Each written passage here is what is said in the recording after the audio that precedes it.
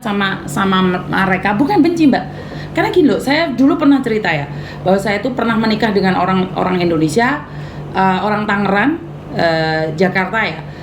Dia itu mulutnya manis banget, dia mencintai saya. Kita sudah menikah di Indonesia. Saya bawa laki-laki tersebut ke Hong Kong, dan saya dan keluarga saya punya target untuk menikah lagi di Hong Kong sini. Ini di dunia nyata loh, ini di dunia nyata. Saya ngelihat sendiri, saya nikah. Jadi setelah saya cerai sama suami pertama saya nikah lagi dengan orang Jakarta. Dan tragisnya, keluarganya itu adalah yang ditanyakan adalah uang. Tapi saya merasa bahwa saya bekerja, saya butuh kasih sayang, saya butuh orang yang mencintai saya nggak apa-apa. Saya tidak merasa rugi, sama dengan kalian. Saya memberikan apapun perangkat rumah dia, saya belikan. Akhirnya saya bawa ini garangan ini untuk datang ke Hong Kong. Kita menikah. Setelah menikah, karena di Hong Kong itu tidak bisa memberikan pekerjaan pada laki-laki. Kenapa saya bilang kalau kalian tetap ngengkel pingin kerja di Hong Kong, itu nggak bisa. Ada, tapi 1000 dibanding 1. Jadi 1 banding 1000. Termasuk suami saya yang dari Jakarta, saya bawa ke Hong Kong, nggak bisa dapat pekerjaan di Hong Kong kecuali dia punya KTP Hong Kong. Setelah kita menikah karena tidak bisa, dan kebetulan adik saya di Macau itu adalah salah satu supervisor di Macau sana. Saya meminta adik saya untuk carikan pekerjaan buat suami saya yang dari Jakarta tersebut. Akhirnya dia bekerja di Macau. Hubungan kami baik-baik saja, tapi saya tetap di Hong Kong. Apa yang terjadi? Suami saya yang tinggal di Macau, dia menyebar pesona di media sosial. Di media sosial dia menyebar pesona. Dia banyak sekali bercinta, bahkan anak buah saya dulu agent, pacaran sama anak buah saya, SMS-an sama anak buah saya. Dan yang paling kelihatan adalah saat dia berangkat ke gereja pakai baju couple dengan pembantu saya. Dan dia cerita sama semua orang, dia cerita sama orang gereja bahwa saya yang selingkuh, saya yang punya laki-laki lain. Padahal saya bekerja dari pagi sampai malam, saya bekerja totalitas. Saya nggak terima saya dibilang selingkuh. Tapi dia saya melihat dengan mata kepala saya sendiri, dia yang bilang dia yang selingkuh, tapi dia yang pakai baju couple saat di gereja. Orang gereja Macau dan Hong Kong menghardik saya. Karena jujur umurnya lebih tua saya, dia lebih muda dibandingkan saya. Dia menikah dengan berondong. Ini pengalaman saya. Jadi saya menikah dengan orang Jakarta, saya bawa dia ke Hong Kong, saya ingin nikah dengan dia dengan cara Hong Kong, saya kasih dia KTP Hong Kong. Saya pisah ya, saya ngakunya nggak punya anak, saya ngakunya nggak punya suami, karena memang saya sudah cerai dengan suami saya. Saya bawa ini orang Jakarta untuk ke Hong Kong. Saya menikah resmi. Setelah itu dia dapat pekerjaan di Macau, saya beri dia rumah. Dia pacarin semua anak-anak buah saya. Dia pacarin orang-orang di gereja. Setelah itu saya bilang saya cerai. Kenapa? Saya tahu banget perasaan kalian sebagai perempuan. Saya pernah miskin, saya pernah terkhianati. Apa yang saya lakukan? Karena HP ini adalah HP iPhone, saya yang belikan. Sekali saya tarik passwordnya itu hilang, dan saya lakukan itu. Saya tidak mengambil apapun. Baju dia branded semua, tas, celana. Sekalian boleh nanya sama orang Macau. Saya pernah menikah dengan orang Jakarta. Saya pernah menikah dan dia tinggal di Macau. Tanyakan cerita ini. Dan semua orang berkata saya yang selingkuh. Sejak perceraian itu saya tidak pernah menyebut namanya, sekalipun saya tidak pernah menyebut namanya. Kenapa? Karena saya sudah hambar. Saya sudah tidak ingin sakit hati. Dia yang selingkuh, dia yang pukulin saya. Saya masih ingat banget dia pukulin saya. Dan orang gereja dia mengatakan bahwa saya yang jahat. Karena memang saya usir orang itu dari rumah saya. Saya yang mengusir dia dari rumah saya. Dan apa yang terjadi? Kenapa sekarang saya menyinggung dan menceritakan ini pada kalian? Ternyata dia menikah dengan orang lain. Posisi saya belum balik lagi sama suami saya.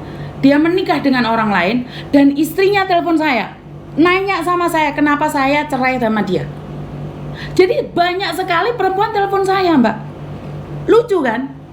Lucu kan? Laki-laki ini yang ninggalin saya, yang bilang saya selingkuh, tapi dia cerita sama perempuan lain kalau saya yang selingkuh.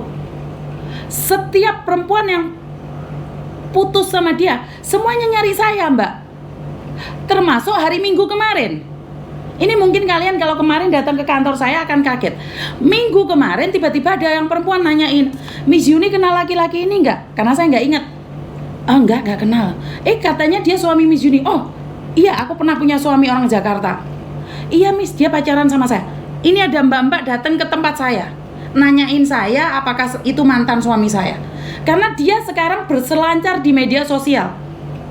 Jadi dia mengaku suami saya. Bahkan Meme diaku anak kandungnya dia. Katanya si Meme itu anaknya dia. Cerita sama mbak-mbak.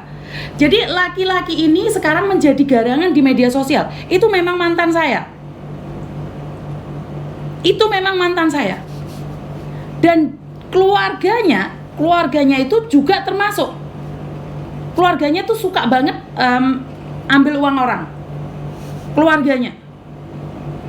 Jadi hati-hati.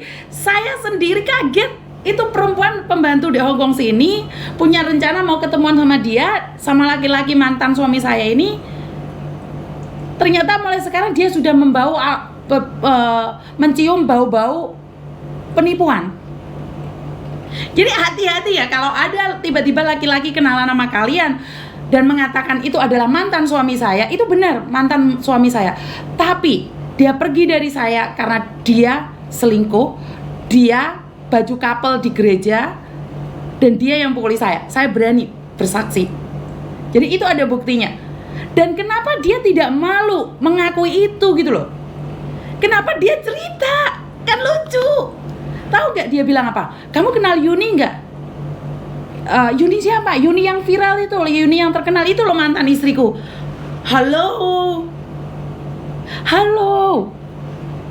Sekarang kamu bilang saya mantan istrimu, saya yang mencintaimu dengan tulus, kamu khianati. Saya balik lagi sama suami saya yang dulu, dan kamu selalu menceritakan masa lalu saya. Hah? Nggak salah kamu. Saya yang kamu aniaya, yang kamu fitnah di gereja kamu, sampai aku ngeri dengan orang-orang yang ada di gereja. Dan kamu bilang sekarang cerita sama orang bahwa saya adalah mantan istrimu. Nggak kayak gitu kali. Nggak kayak gitu. Jadi saya merasa sangat aneh, bangga banget gitu loh. Ya Tuhan. Tapi saya bersyukur dengan bercerai dengan kamu, Tuhan tunjukkan bahwa kamu bukan laki-laki yang baik. Akhirnya saya bisa kembali lagi dengan suami saya, bisa kembali lagi dengan anak-anak saya. Tuhan kasih saya lihat bahwa kamu adalah laki-laki yang tidak tahu terima kasih. Saya ingin angkat keluargamu. Saya bawa mamamu, opungmu untuk datang ke Hong Kong. Saya bawa keluargamu. Saya bawa keluargamu ke Hong Kong, menikmati Hong Kong pertama kali dalam hidupnya. Saya bawa keluargamu ke Hong Kong. Apa yang kamu balikin ke saya? Jadi kenapa sih kalau kalian ditipu oleh garangan? Saya tuh paham banget ceritanya itu garangan seperti apa. Karena mantan suami saya juga seperti itu. Dan sampai hari ini dia sudah menikah berkali-kali. Bahkan istrinya, anaknya diabaikan. Dia tetap mencari perempuan lain. Boneka kesayangan saya dicuri sama dia, pun saya tidak pernah bercerita apapun. Dan hari ini lucu. Bagi saya lucu banget. Ya Tuhan, kok nggak malu gitu loh bilang mantan saya. Aduh, barisan para mantan hadir ya. Setelah saya viral, setelah saya terkenal, barisan para mantan kembali nyesel ya. Nyesel kan udah ninggalin saya. Nyesel ya udah nyakitin saya. Tapi udahlah, saya sudah bahagia dengan keluarga saya. Ini lucu ya. Jadi ini lucu sekali karena saya membawa seluruh keluarganya untuk ke Hong Kong agar mereka bisa tahu Hong Kong. Saya ingin menikah dengan anaknya agar anaknya punya pekerjaan yang baik. Ternyata Tuhan tidak izinkan. Tuhan pingin bilang, ini laki-laki ini nggak bener Yun, udah tinggalin aja. Gini loh, maksud saya, setelah kamu sukses, orang akan ngaku kamu siapa. Setelah kamu sukses, mereka akan datang, termasuk mantan-mantanmu. Bener, ini saya sangat lucu sekali ya. Jadi, aduh, saya nggak tahu ini, saya nggak paham ya. Up orangnya, perlu di up orangnya. Malu banget tau nggak Mbak? Dengan pedenya mengatakan itu adalah mantan saya. Halo, kenapa kamu sia-siakan saya dulu? Kenapa kamu buang saya dulu? Kenapa kamu selingkuh? Kenapa kamu hancurkan saya dulu? Kenapa? Dan sekarang kamu tanya, kamu cerita sama perempuan-perempuan di luar sana bahwa saya mantan istrimu. Harusnya kamu close, kamu harus tutup buku itu. Kamu tidak seharusnya menceritakan itu, malu. Dan kamu cerita bahwa saya yang selingkuh. Halo, kalau saya yang selingkuh, hari ini saya tidak akan kembali lagi pada suami saya. Dia selalu menganggap saya selingkuh, tapi dia sendiri yang selingkuh. Aduh. Jadi ya Tuhan, jadi YouTube saya dari 2012. YouTube saya dari 2012. Itu sudah cukup lama sekali dan mungkin belum dikenali oleh orang. Setelah saya terkenal, setelah saya diundang oleh TV swasta, setelah saya masuk koran-koran, dan kamu sekarang mengakuin saya sebagai mantan istrimu. Kemana aja kamu dulu? Kemana aja kamu dulu? Hah? Aku perempuan yang engkau tinggalkan. Sekarang aku sukses bersama keluarga dan anak-anakku. Dan kamu bilang sama orang meme itu anakmu. Oke, aku akuin meme anakmu, tapi tanggung jawab mana? Jadi aduh, saya pingin ketawa bener. Saya nggak punya fotonya Mbak, saya nggak ada, saya udah nggak ada fotonya. Cuman lucu gitu loh. Kamu itu nyesel ya ninggalin saya ya, nyesel ya.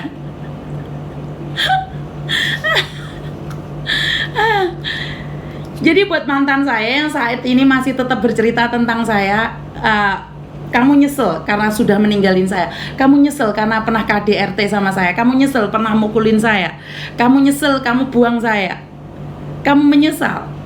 Tapi saya ucapkan banyak-banyak terima kasih karena kamu, saya mampu bertahan sampai di hari ini, sampai di detik ini.